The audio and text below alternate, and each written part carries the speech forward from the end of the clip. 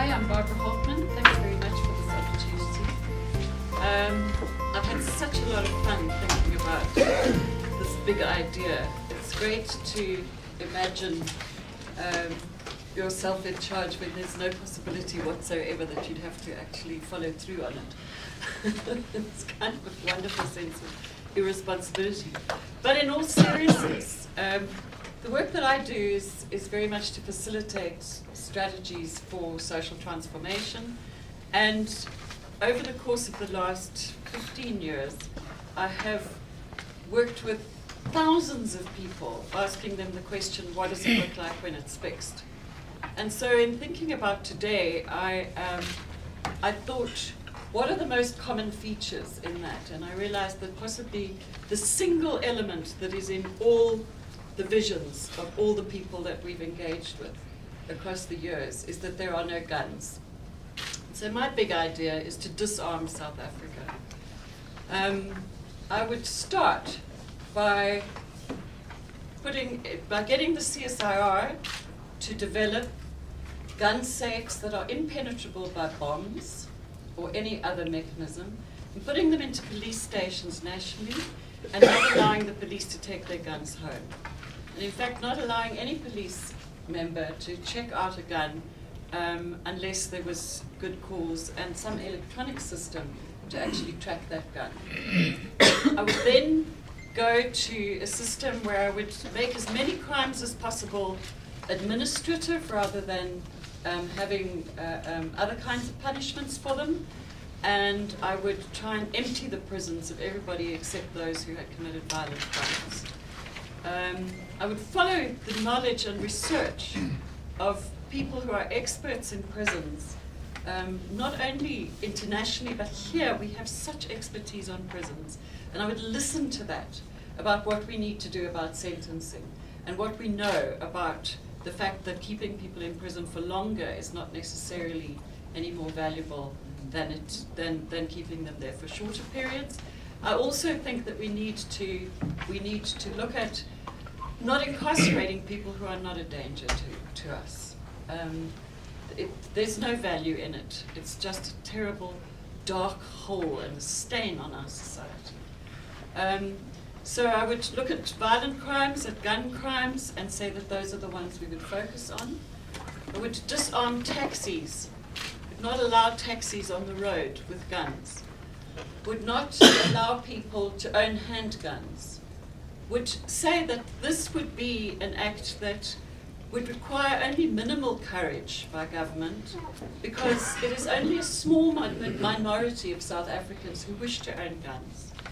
Less than 6% of South Africans own guns, and yet the rest of us are all held hostage by them and their wish to own guns.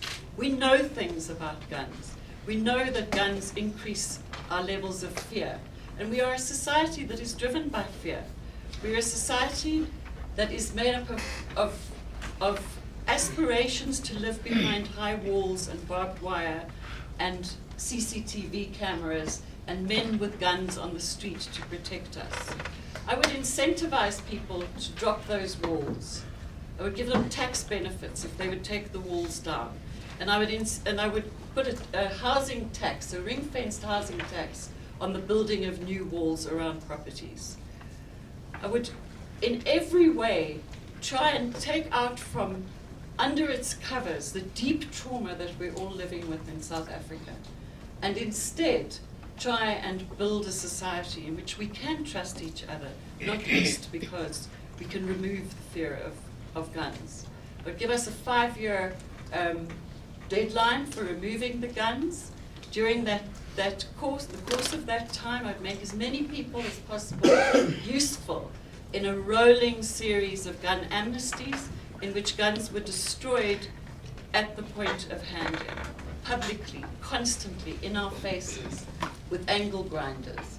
I would incentivize old people to hand in illegal guns that are stored in their cupboards and in their bedside tables by their grandsons. I would incentivize them. I would offer them washing machines or airtime. Airtime is the thing that most often people seem to want in South Africa, largely because we are a society where the geographic engineering of the past means that people are so separate from each other that people desperately want to be able to communicate by phone. And so, for me, that would be the aim, that what it looks like when it's fixed in South Africa is a society without guns, and therefore, perhaps ultimately a society without walls. We all draw pictures in our minds, and certainly in my case, the pictures that are drawn in our workshops are all of children playing free in the streets. They are of children riding their bicycles, typically, in streets that are safe. And yet, what does it look like out there? It looks like a war zone. It looks like a whole load of prisons that people aspire to live in, and that the streets are not safe to walk in because we are at risk of being caught in the crossfire by the men that we put on the streets with guns. Putting those men on the streets has increased the levels of violence, has increased the pressure on our criminal justice system, and increases the level on our prisons, and increases our levels of fear and trauma and death and injury and sadness. And today being the beginning of the 16 days of no violence, it also for me is a day in which we must reflect the status in our homes where guns are used to bully women, guns are used to perpetuate fear and patriarchy in the homes, in so many homes across South Africa. We need to take those guns away. Thank you. I was quite surprised when you said only 6. I didn't know that only 6% of the South African population own guns. Is it that there is then actually very little support for gun ownership, or is it that there's some people who don't own guns but kind of support the right to? And do we know the answer to that? Because my question is really, what's the level of public support for gun ownership? Is that an indication that actually we don't support guns, which for me is quite a shocker? No, I think that's absolutely right. It is quite shocking, and Gun Free always says that they are the lone voice for the majority of South Africans on this issue, and it's absolutely right. I think that what's interesting is that the pro-gun lobby, although it is relatively small, is much more passionate and vociferous and organized and well-funded, than those. Sorry. And armed. And armed, yes, and armed. But they are much more vociferous than people. So the majority of people seem to not actually care one way or another. They don't want to own a gun, so they don't engage in the discussion. Whereas the people who own guns are really very passionate about it. So I think it's a really important point, and it is a very small minority of people, and they make a huge, huge noise whenever the issue is on the table. All right. I'm Kokezo Mawasha from Fair Legal Advice Office in Limpopo. All right. My question is to Barbara Holtmann. Which method? Okay. Which method are you going to use in order for you to disarm, let's say, people who own guns illegally? You know, it's surprising that you cannot go to such people and plead that they should get rid of their guns. Which method are you going to use? And how, are you going to stand in front of them and plead, or this is going to be done forcefully so? And if it is going to be done forcefully, you'd need armed policemen to sort of help you disarm these people. And in sense, how is this idea of yours different from the Geneva Declaration of the United Nations? Okay, three questions. Firstly, I think that there is theoretically an attempt every day in South Africa to disarm illegal gun owners. So, that's in the course of fighting crime, and so that is the police's job. And as I've said, I would give it 5 years for the police to actually disarm those people in the course of their work.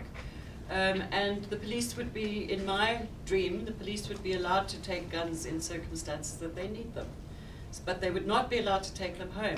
The Israeli army found, for instance, that it dramatically reduced the cases of domestic violence and suicide to have their army members not be allowed to take their guns home. It's a no-brainer, it's obvious.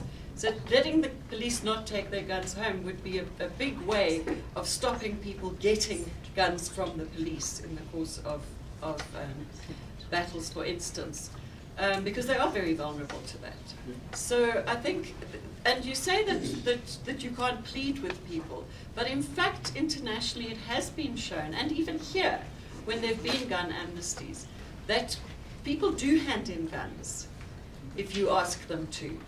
Gun amnesties do actually work. But you need to have more gun amnesties. The first one here was in 1994, and a lot of illegal guns were actually handed in. Recently, gun amnesties have been less popular in South Africa because there's a very low level of trust in the police. And that's why I'm suggesting that we adopt the notion that we destroy the guns at the point of handgun, at the point of hand-in, and very publicly.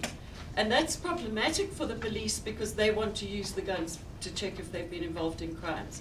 But considering the level of conviction and the backlogs in our courts, I would say give up on that. Just actually get rid of the gun so that that gun can't commit another crime. So there would be a variety of ways of actually getting illegal guns, and certainly that would be a big focus for me of policing. And it would certainly, for instance, be a big focus of work and sensitization and building cooperative relationships with the taxi industry, for instance. And then your last question about the Geneva control arms, I would say that they would need to be a huge partner and support of what we are doing, and I'm sure they would welcome such an initiative, and they would come in with every piece of knowledge and research and expertise they have to help us achieve it. Last question.